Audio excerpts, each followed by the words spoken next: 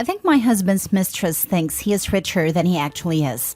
My best friend thinks I'm a douche because I'm keeping silent. Plus update.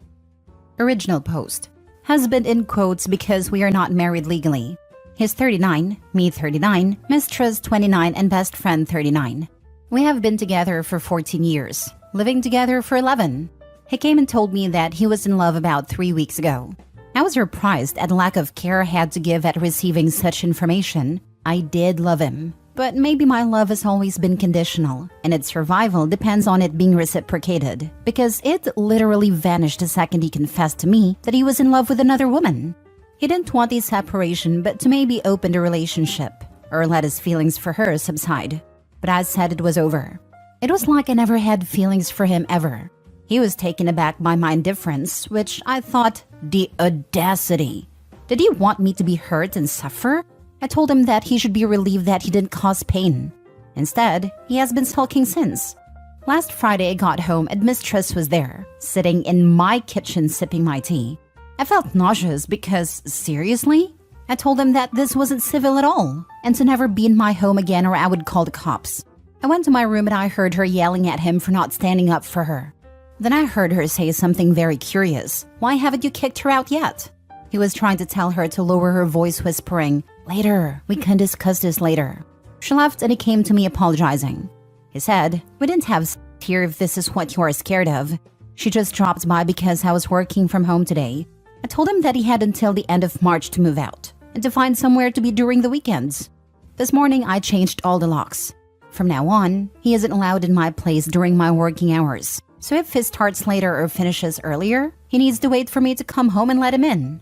But his mistress word stuck with me, so during the weekend I have been stalking her social media. I think she thinks that he is rich, or at least that he owns my apartment. I think she also thinks that my parents' summer house and boat are his. Unfortunately, the loser has taken her there, probably bragging about his wealth, because her hashtags were all about the good life. I was telling my best friend all of this, but she was more agitated than indignant on my behalf. She told me that he was a scum, not telling his mistress the truth. I agreed. I know, right? But then she said I was no better not explaining to her his situation either. I was dumbfounded, but she was serious.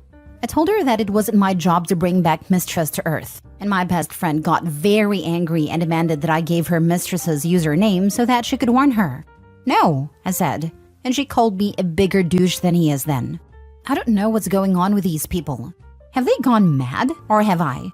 When did our moral compass go askew like this? Can someone tell me that I am not insane? Now for the top advice before reading the update. Nope, not wrong. Get rid of him and wash your hands. Your bestie sounds delusional.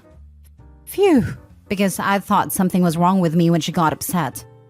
OP, she just demanded that your ex kick you out of your home so that she can move in. Do you really think someone like that deserves the kindness of a heads up? Not to mention she has been drinking your ex's Kool-Aid for a while now and wouldn't believe anything you say anyway, so why waste your time? As for your friend, they are either a current/former mistress, a gold digger, living in the land of sunshine, rainbows, and unicorns, or were never really a friend to you in the first place. When my ex-husband and I had finally decided to divorce, he came to me to ask if I could clear out of the apartment for the weekend so he could have a friend over. I snapped like a tree branch after an ice storm. I said to him, "You want me to clear out of the apartment that I alone pay the rent and bills for so you can have your girlfriend over? You've got balls, I'll give you that." And no, it's not freaking happening. It was the first time he'd seen me genuinely angry and the only time I ever saw him cowed by anything or anyone. Now I regret not having stood up for myself sooner. But what's done is done. OP, kick his butt out of your life. Let him fend for himself, and I suspect he's got a very rude awakening in store. Wow, it is so satisfying to read your response to that. Good for you for standing up.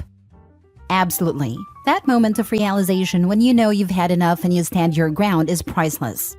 It's like suddenly all the nonsense comes into focus, and you're not going to take it anymore. The shock on their faces when they realize the rules have changed is something else. It's good you found your breaking point and put down your foot. Too many stories where that doesn't happen soon enough.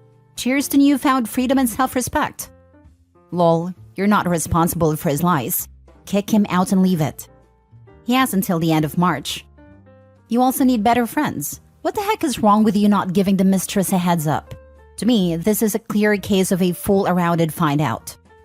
I have a feeling friend has been in mistress's shoes. Lol. Exactly what I was going to say. I'd keep her at an arm's distance.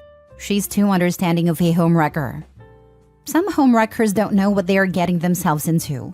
Don't know the guy is in a relationship or have been fed lies about the nature of the relationship. But the friend is concerned that the woman is getting into a relationship for money with someone who doesn't have any? Those priorities are pretty suspect. Now for the update. I did it. I had a showdown with my former best friend via text, and I confronted her about her non-existent support when I went to her with my woes. I told her that she concentrated on the wrong issue. She should have been my shoulder to cry on. She should have shown up with wine, ice cream, and a shovel. But instead, she called me a bigger douche than my husband. She tried to gaslight me, and I realized that she's always been a good gaslighter, so I interrupted her before she made me out to be the villain. I asked her bluntly, was your husband married when you started sleeping together? You told us that he was married before. We all knew that, but we were all under the impression that he was married and divorced before you two met. But was he still married? Is that why you related to the mistress and felt sympathy for her? Because you were her? She didn't answer me until next day to call me a bitter and jealous bitch. Wow. This was the last one-on-one interaction with her I have decided. She's been my friend since preschool, but now we need to go our separate ways. Not only to save us from future hurt, but also to save our memories together from hurt. I talked to my husband too, and asked him to not make the separation difficult and bitter that it ruins all the happiness we felt being together, because we cannot think back on 1/3 of our lives with resentment. I asked him to take my dad's offer. He offered to help him find a lease on an apartment and pay half a year's rent if he moved out without giving me problems. When I got home, he and his clothes were gone. He left an apology letter saying that he will always love me and never meant to hurt me. So I have finally been able to cry my eyes out, and it felt so good. I've been crying since I got home. I lost 2 of my closest people, but this is what happens when we hit hardships. We see people's true faces. This is my update. I don't know if anything major will happen to make more updates. It is time for me to move on. Wow, OB, good for you. Your friend is definitely not worth your time, and your soon-to-be ex should be thanking his lucky stars that you are so kind. You've said it quite succinctly. OB is actually kind-hearted to help the cheater out. Much better reaction than I would have had. And I'm happy that she called out her ex-friend's BS. Projecting much, eh? Just like the comments under her previous post said. She was truly something else, that one. OP, good to cry it out. But hopefully there are better things around a corner for you. Good luck. It is not out of kind-heartedness. I can't just kick the man out without a fight or a bribe. If I had started eviction proceedings, I would need at least 6 months to do so, and I didn't want him in my life for this long. So I'm bribing him. Housing is very scarce, and primary lease is almost impossible. My dad has connections with landlords, so he agreed to move out. He is living with his parents now until he gets his contract. I'm happy it didn't get more complicated. This was what my lawyer advised me to do, because taking the eviction route would have made it drag for months. I feel for Opie. How gutting to find out 2 people so close to you are such dirtbags. I hope we get an update where the mistress finds out. Amen. Reminds me of a post I saw yesterday. Girl's friend had phone sex with a married man and didn't see the problem with it. There are 2 types of affair partners, those that know and those that don't. The latter is whatever, but the former are hell to a man. He left an apology letter saying that he will always love me and never meant to hurt me. Sure was acting like a man who didn't want to hurt her. It looks a lot like he just wanted her to notice him, and went about it with the logic of a 5-year-old. Instead of having a mature conversation and talking about how he felt, he figured having an affair should work. The whole thing is written with such a lack of interest, and the offhand comment about her having her own room, that it sounds like the marriage was dead for a long time. The ex just made it official by being a douche. It all sounds to me like she's not responsible for how much of a prick the ex was, but had a hand in getting to that place. I really don't think she deserved that treatment, but I feel like there is more to the story. The BFF is just bizarre though. It's like she was having an argument about something completely different, while the OP was suffering. Last story. I left my wife and it took her over a week to notice. I, male 35, was married to my wife, female 35, for 8 years. I left her 5 years ago. We are child-free by choice. Her choice.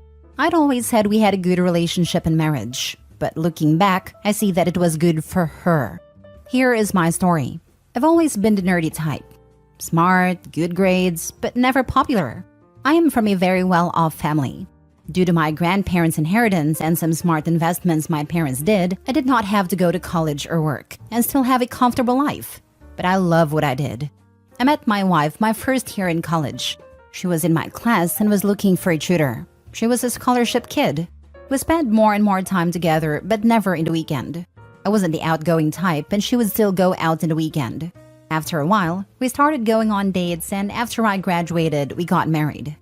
Looking back, she started making decisions for us as soon as we got together. My wife worked the first half of our marriage, and when her company downsized, she got laid off. She became a stay-at-home wife who was not at home that much. She had friends she took trips with, had a lot of lunches and dinners with her friends, basically spent my money on her well-off lifestyle. While I remember our love life being passionate in the beginning, it's just that, a memory. When I was 29, I was involved in a car crash. They say a drunk driver totaled my car, but I still have no memory of that day. I was in coma for 2 weeks. After waking up, I had to learn to do a lot again. After 4 months, I went back to work. When I came back home, my wife put me in the spare room. She said it has been like that a while because I was snoring. I kept my mouth shut, but I knew that this was new. The accident somehow gave me clarity of my mind. I could see that a marriage has been over for a while, but I still wanted to see if I could save it. Everything I tried failed. What sealed the deal for me was my 30th birthday. I came home and she was not home. She was having a spa day with her friends. I ordered takeout, watched a movie, and made a decision. The next morning, I went to my lawyer to start drafting divorce papers. I stopped engaging with her unless absolutely necessary. Slowly, I started selling anything that had any emotional value to me. I left all her stuff for her. I bought a new car and left it at a parking garage not so far from our home. 1 month later, all I had left were my clothes and a couple of laptops, projector, portable screen. Everything I needed to work from the road. I did not quit my job. I arranged for it to be completely remote.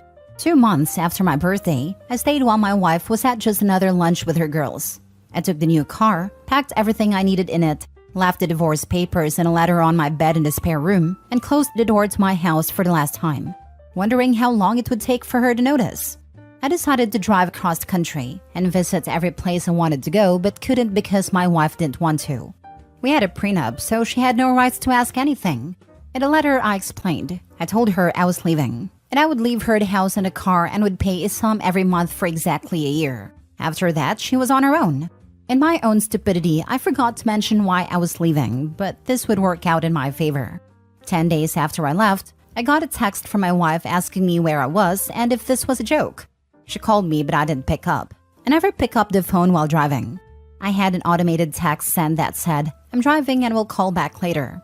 She sends me text after text after text. That night, I stopped in a motel and decided to read a text before calling her back. First, she was asking if this was a joke, then asking when I will come back, then begging me to come back, not knowing why I left. And then she said something. She was sorry and it didn't mean anything and that she will cut him off. She was having an affair, something I never suspected. I called her cell phone and she was at her parents'. I learned this tactic from TV. She started yelling at me and I hung up. I waited 1 minute and called back. She started yelling again and I hung up again. I waited 2 minutes and called back again. This time, she wasn't yelling and I started talking. I told her that she was going to let me talk first, and after I said what I needed to say, and then she could ask questions. I told her why I left. We were married but living like roommates. Not even roommates, because they at least acknowledge each other. I don't remember the last time we had a conversation, the last time we did something together. I didn't remember the last time we've been intimate, but I know it was before the accident.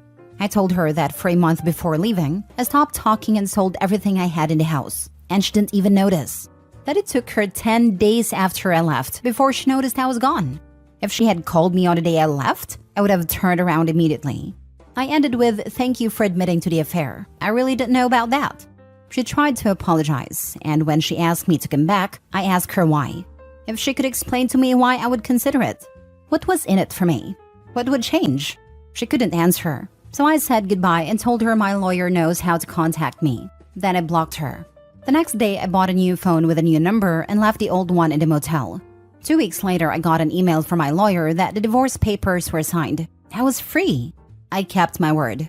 My lawyer already had all documents signed by me that would transfer ownership of the house and the cars to her. The bank automatically deposits a fixed amount to our shared account every month for a year. Where we are now. For the past 5 years, I have been driving across the country, working remotely. I finally had a reason to start social media. I posted online where I've been and where I'm going. I stay in a place for a couple of weeks and drive to the next. My ex-wife started following me on Instagram a year after I left, and out of curiosity, I looked at her public posts. I'm not planning on following her back. She posted pictures with her boyfriend soon after I left. To her credit, she did not badmouth me, at least not on Instagram. 2 months after I left, they apparently broke up. That was the last time I really had an update of her. I also have a life now. Once I put myself out there, it turned out to be easier to have casual hookups. No committed relationship. Now, after years, I'm going back to my hometown. There is a reunion I want to attend. I'm staying for a month, maybe 2, and then I'm going to Canada. I have no plans of looking up my ex, but I will also not actively avoid her. If I see her, I'll see her. If I don't, I don't. Crazy story. This is a happy way for getting back on your own legs. Don't even meet her. She is selfish and horrible. Don't waste your time with her. She's a gold digger. Good story. You realized something was wrong and decided to leave your wife. That was smart. But I think that before the accident, she had her adventures. After the accident, when she decided to have you move into the guest room, she didn't want to be unfaithful to her lover with you. Why did you leave her your house? As someone that recently got out of an abusive marriage, you have no idea how much more mental anguish and loss of physical time and energy I would have had to endure if I tried fighting for anything extra for my ex-wife. What I would have to go through to get the apartment and a car was not worth the stress and anxiety and fear of her retaliating. Simply walking away and starting over from nothing was so much better for me. And I'm sure OP felt the same, though he at least had more backing to start off with than I did.